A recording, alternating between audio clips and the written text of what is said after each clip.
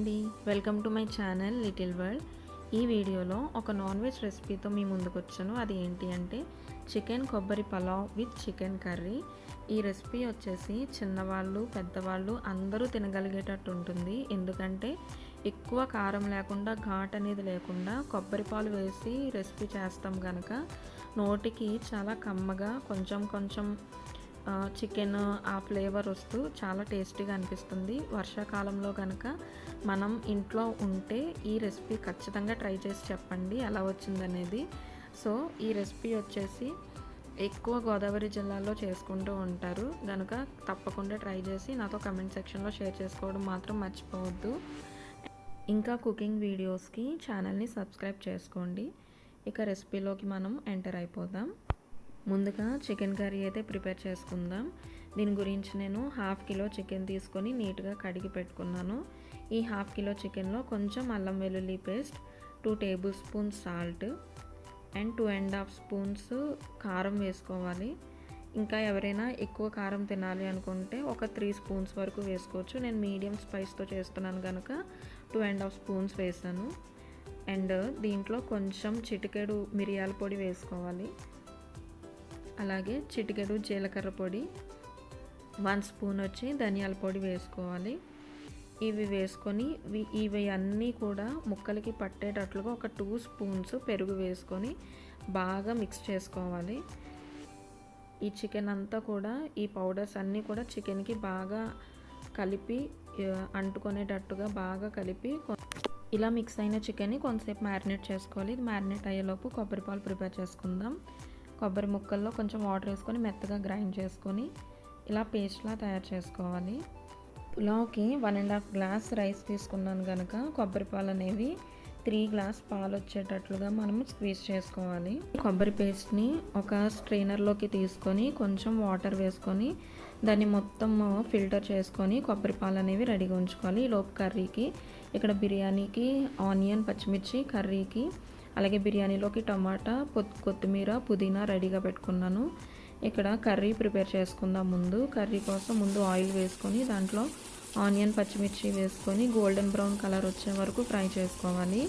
ఇవి కొంచెం బాగా మెత్తగా ఉడికిన తర్వాత మ్యారినేట్ చేసుకున్న చికెన్ని ఇందులో మిక్స్ చేసేసి కొంచెం మూత పెట్టుకొని చూడాలి. మూత పెట్టిన తర్వాత చికెన్ చూసారా ఎలా తయారైందో, దీంట్లో ఉన్న వాటర్ అంతా బయటకు వచ్చేసింది.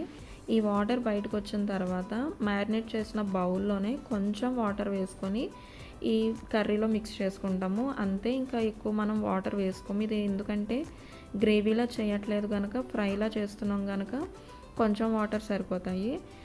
ఈ వాటర్ వేసుకొని ఇంకొంచెం సేపు మూత పెట్టుకొని ఉడికించుకోవాలి. కొంతసేపు అయిన తర్వాత చూసారా ఆయిల్ పైకి వచ్చింది.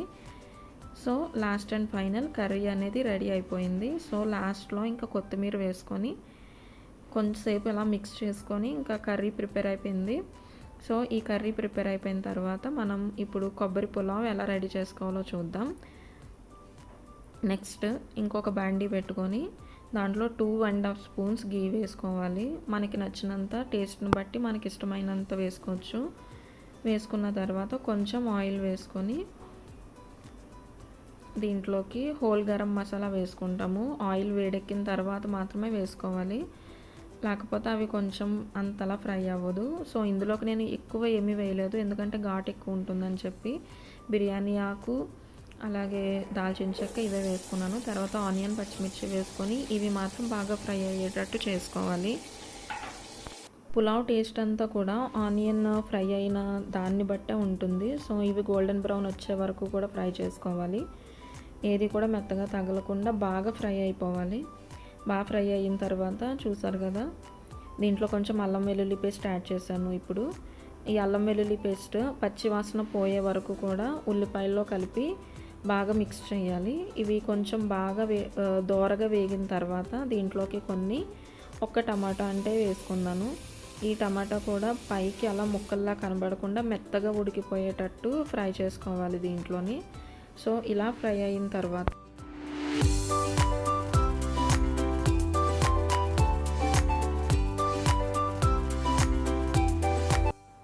టమాటాలు ఉడికిన తర్వాత కొంచెం పుదీనా, కొంచెం కొత్తిమీర యాడ్ చేసుకొని మరలా బాగా కలుపుకోవాలి. ఇవన్నీ కూడా బాగా మిక్స్ అయ్యేటట్టు ఫ్రై చేసుకున్న తర్వాత ఆల్రెడీ మ్యారినేట్ చేసిన చికెన్లో కొన్ని పెద్ద పీసెస్ అనేవి నేను పక్కన పెట్టాను పులావ్లో వేద్దామని. సో అవి అయితే ఇప్పుడు యాడ్ చేసుకుందాము. ఇలా ఆయిల్ బయటకు వచ్చిన తర్వాత ఈ చికెన్ పీసెస్ అనేవి దీంట్లో యాడ్ చేసుకొని ఒక్కసారి అంటే అలా కలుపుకొని తర్వాత ఆ చికెన్లో ఉన్న వాటర్ బయటకు వచ్చేసేటట్లుగా మూత పెట్టేసి మనం ఉంచేసుకుందాం.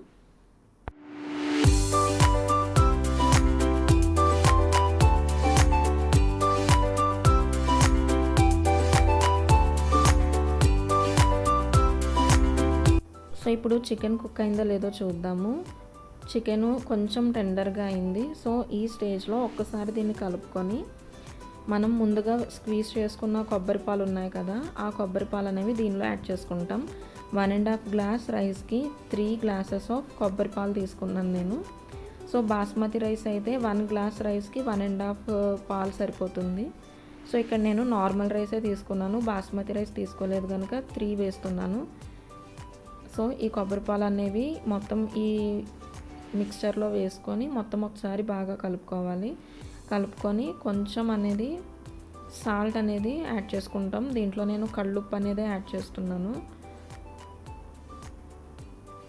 సో ఇలా కలుపుకున్న తర్వాత కొంచెం కళ్ళుప్పు వేసుకొని ఆ ఉప్పు కూడా కొంచెం కరిగేటట్టు ఒకసారి కలుపుకొని తర్వాత దీంట్లో నానబెట్టుకున్న రైస్ని యాడ్ చేస్తాము. సో రైస్ అనేది యాడ్ అయిన తర్వాత ఇంకొకసారి కలుపుకొని దీన్ని మూత పెట్టేసి సిమ్లో ఉంచేసుకోవాలి. సిమ్లో ఉంచేస్తే అది దమ్ అయ్యి లాస్ట్కి మెత్తగా అవుతుంది. సో ముద్ద అవ్వకుండా చూసుకోవాలి మనము. దీంట్లో రైస్ అయితే కొంచెం పలుకుగా 80% వరకు కూడా ఉడికిపోయింది. ఇంకొంతసేపు ఉంచితే కనుక మనకి పులావ్ అనేది రెడీ అయిపోతుంది. సో ఇది అడుగున మాడు పట్టకుండా కింద దోశ ప్యాన్ పెట్టుకొని దానిపైన ఇది పులావ్ బౌల్ పెట్టుకొని దాని మీద ప్లేట్ పెట్టుకొని ఏదైనా బరువుగా ఒకటి పెట్టుకోవాలి. సో దట్ ఏంటంటే ఆవిరి అనేది బయటికి రాకుండా ఉంటుంది. సో ఇప్పుడు తీసి చూద్దాం. ఇదంతా ఈ ప్రాసెస్కు లాస్ట్ 5 మినిట్స్లో అయితే మనం చేసుకోవాలి. సో ఇప్పుడు మూత తీసి చూసిన తర్వాత రైస్ అయితే 100% కుక్ అయింది అండ్ కింద కూడా అడుగున అనేది పట్టలేదు. ఇలా కింద దోశ ప్యాన్ పెట్టకుండా అలాగే ఉంచేస్తే ఏంటంటే ఒక్కొక్కసారి మాడిపోతూ ఉంటుంది. సో ఇక్కడ మనకి వేడిగా కొబ్బరి పులావ్ అయితే రెడీ అయిపోయింది. సో చూసారు కదండి, ఇలా పొడి పొడిగా పులావ్ అనేది ఎలా చక్కగా వచ్చిందో. చికెన్ కూడా చాలా టెండర్గా కుక్ అయింది. ఇది నార్మల్ రైస్తో చేసినా సరే చాలా టేస్టీగా ఉంటుంది అండ్ బాస్మతి రైస్తో చేసినా అది వేరే టేస్ట్ ఉంటుంది, అది కూడా బాగుంటుంది. నెక్స్ట్ వీడియోలో ఎప్పుడైనా బాస్మతి రైస్తో కూడా ట్రై చేసి నేను వీడియో పోస్ట్ చేస్తాను. దీనికి curry chicken curry fry piece. So ఈ వీడియో కనుక మీకు నచ్చితే లైక్ చేయండి, షేర్ చేయండి.